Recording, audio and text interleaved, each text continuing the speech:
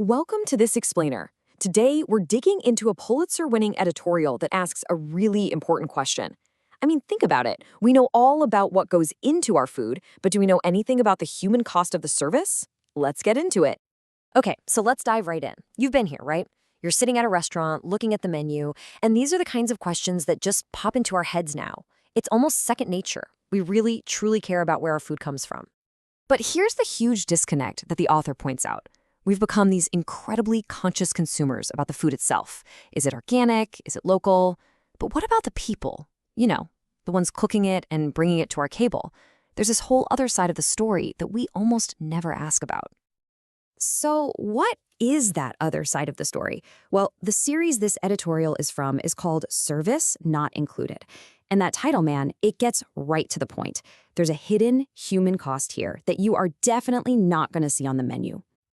For so many of the millions of people in the food service industry, the reality is a daily grind.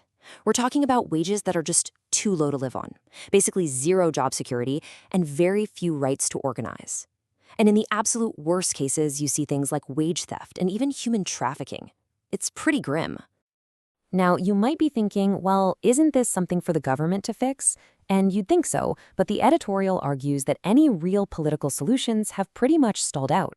Efforts to raise the minimum wage have gone nowhere, and the agencies that are supposed to enforce labor laws, well, they've been largely ineffective. The system just isn't protecting these workers. Let's look at a really well-known example. Chipotle. The company famous for its food with integrity motto. Well, at the time this series was written, the average wage for their crew members was just a little over $9 an hour. And get this, here's what the company itself had to say.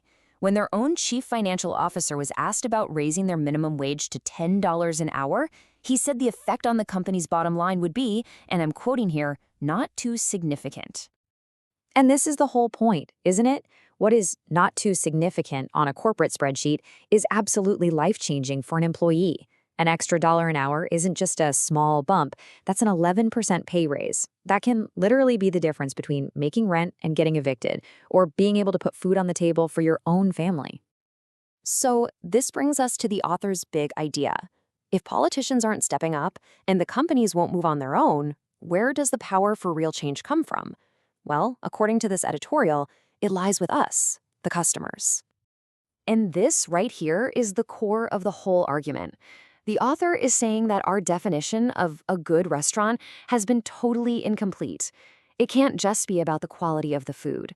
It has to be about the quality of life for the people who work there, too. And look, this isn't just some fantasy. The editorial actually points to a bunch of restaurants that were already proving it could be done.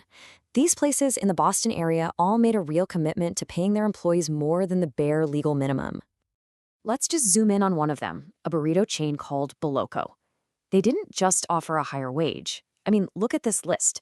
401k matching, help with transportation, even English language classes. That kind of stuff is almost unheard of in the fast food world. And here's the kicker. Treating employees well isn't just charity. It's just plain smart business. The CEO himself says it. Happier employees give better service, which means you get happier customers. Plus, the company saves a ton of money because they're not constantly having to hire and train new people. It's a total win-win.